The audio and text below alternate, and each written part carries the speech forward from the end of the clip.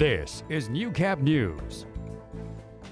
Flu season is well underway and immunization clinics have been open since October. But as Angie Mellon explains, a particular strain of the flu is hitting seniors hard this year. Warning signs are up at Pioneer Lodge, advising people of a potential respiratory virus outbreak at the senior housing facility. The outbreak changing the mood of the normally busy place. Well, it certainly is a negative impact on the lodge, obviously. We have a very active recreation department. And so when you have that many people not feeling 100%, or you have people not coming out of their rooms, it just affects the whole atmosphere of the lodge. The outbreak happened about 2 weeks ago, and Pioneer Lodge says they took the necessary measures to limit the spread, but also thanked the flu vaccine for preventing a larger outbreak. We're very fortunate here. The majority of our staff gets their flu vaccine, and that seems to have helped. H3N2 is a strain of influenza that Prairie North says is really affecting the senior population. The flu shot provides good coverage for the flus that are circulating this year, the influenzas. And there's a particularly nasty one, the H3N2, that really affects older folks. So if any of the older folks in the community haven't got their flu shot yet, it's a good one to get. Smart also says that while the amount of people getting flu vaccines is up, it is not as high as they would like. In Prairie North, about 60% of our staff have gotten the flu shot this year, which is a little higher than last year. And out in the public, we're trending a little bit higher than we did last year. Smart adds the flu season usually lasts until late March, early April, so you still have time to get the flu shot and help protect yourself. Angie Mellon, Newcap News. Well, we know Mondays are tough and the train crossings in Lloydminster didn't help make the start of the week any easier for border city drivers. Posts on local social media sites revealed major delays at rail crossings on Highway 16 at 50th and 49th Avenues. Some of those delays up to an hour. CN has taken responsibility, telling Newcap News one of their trains had a mechanical failure. The City of Lloydminster says its hands are tied in a statement saying all rail crossings in Lloydminster are operated by CN or CPR, and the province of Alberta, Saskatchewan, nor the City of Lloydminster are responsible for regulating crossings. Meanwhile, Transport Canada say they are looking into the delay, reviewing the actions by the railway to mitigate impacts on the community as crossings can't be blocked for more than 5 minutes at a time. It's recommended complaints are directed to Transport Canada. It's a cause that hits close to home for one local family. They've been raising money for pediatric cancer research over the last couple of years and now decided they would stir things up by selling cookbooks comprised of only original recipes. Chantel Germo reports. When 6-year-old Naomi Lenvoy was diagnosed with cancer in 2015, her family discovered an alarming fact that cancer is the #1 killer of kids and that only 3% of every dollar raised in support of cancer goes towards pediatric research. And we just said, that is not okay. So we started coming up with ideas on how we could raise money. And so we had a golf tournament and it was very successful. And then we've had dodgeball tournaments, we've had coins for cancer, we've had cabaret nights, and then we decided on the cookbook. The family gathered 406 original recipes from family and friends and hoped to sell 500 books. But since the end of November, the family has sold over 3,000 books, even across the globe. It was so good because these recipes that came in were tried and true. They came in, they were stained because they'd been edited from years of grandmas and grandpas using them and aunts and uncles, and it was fun. All the money will go to the Children's Cancer Therapy Developmental Institute in the U.S. to support pediatric research. You can visit their Facebook page to get your copy of the cookbook. And our goal is to raise awareness so that we know that the gold ribbon, which is gold, is the pediatric color, and it's the month of September. And so many people don't know aren't aware of that. So our goal is to make it aware that when you see gold and you see September, you know that's for pediatric cancer. Chantel Germo, Newcap News. The season of giving may be over for another year, but one insurance company isn't letting that stop them from helping out a local organization. It's like Christmas today. Well, Wanesa Insurance is donating $25,000 to the Lloydminster Community Youth Centre, which will help with programming and operational costs, as well as the finishing touches on their new location. Actually blew me away. We didn't know what we were expecting today, and the donation is great because it just helps us to know it's one more year we can keep the doors open. The insurance group saying they're just happy to support the center. You know, just knowing people through the community by getting involved with charity groups and things like that, you know, it creates those types of opportunities, and it's so good to be able to give back to our community that way. The grand opening of the youth center's new location is set to take place in February. And the Prairie North Health Region is once again offering free classes to help people manage chronic pain and improve their quality of life. In this week's Healthy Living, Josh Ryan has more on the impact the program has had so far. This February, Live Well with Chronic Conditions and Chronic Pain is back in Lloydminster, giving residents resources to deal with a plethora of ailments. It could be anything from diabetes to arthritis to, post-stroke, or it could be chronic headaches. The program features weekly workshops that gives participants a wide range of resources for their conditions, with a strong focus on setting and accomplishing goals. It's getting up and doing something about it. And what do I want to do? What do I want to achieve? So it's not only just making the goals, but breaking the goals down into a plan, and from the plan into action plans where you're actually doing it. It teaches you many different ways of coping, and then you pick the ones that work for you. Trimble's past experience as a participant and current role as a facilitator has helped her to better handle living with diabetes. Going over the material every time reminds me of the things I need to do and the things I should be doing, and helps me keep my spirits up, I guess. Many of the changes introduced are minor, such as healthier eating and improving your sleep schedule, but have major results. A lot of times we don't think that those things are going to make such a huge difference for us in bettering our health, but when you actually put it into practice, it makes a world of difference for a lot of people. And for participants like Stokes, it's not only helped her manage chronic pain, but also live a more fulfilling life. I'm not alone, and I can be a lot happier. And not only myself, but also my family. That we're not, in such and such a time we're going to ship her away to the hospital. But we can work together as a family and as a community. Josh Ryan, Newcap News. All right, well, coming up, the cleanup efforts continue for Saskatchewan's latest oil spill, how it's affecting the local community after the break.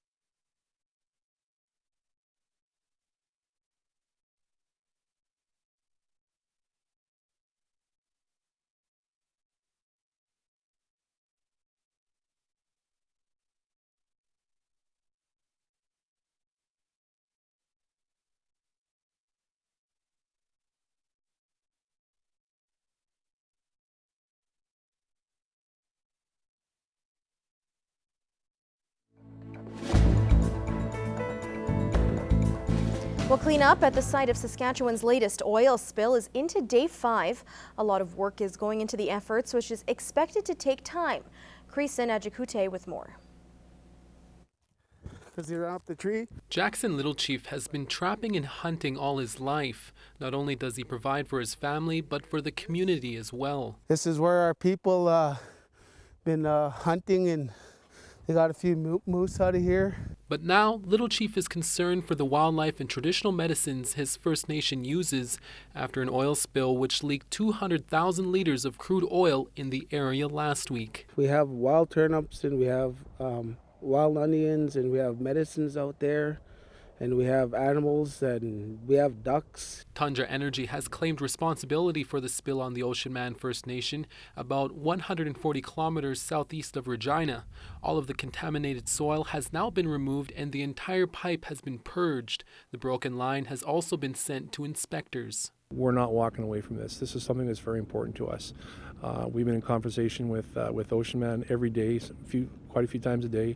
They've been on location. They see the work that we're doing. Both Chief Connie Big Eagle of Ocean Man and Tundra Energy have confirmed the line was built in the mid-1960s. It could have been there since 1965 or 1969, I was told the other day, but today the year 1968 was mentioned. And Tundra admits the last time the line was inspected was in the late 1990s. The province says they're closely investigating the cause of the spill and working with the First Nation. The line has been shut down and it'll remain shut down until the problem is determined. Back on the trap line, Little Chief remains cautious for the future and says no medicine and hunting will take place where the pipeline leaked. They can get all the oil out from the site and stuff, but when the spring and water starts flowing, it's going to wreck the land and everything. Chief Big Eagle says she does not have a clear date as to when the cleanup will be done, but she says she is working with the province, Indigenous and Northern Affairs Canada, and the oil company to make sure that the job is done right.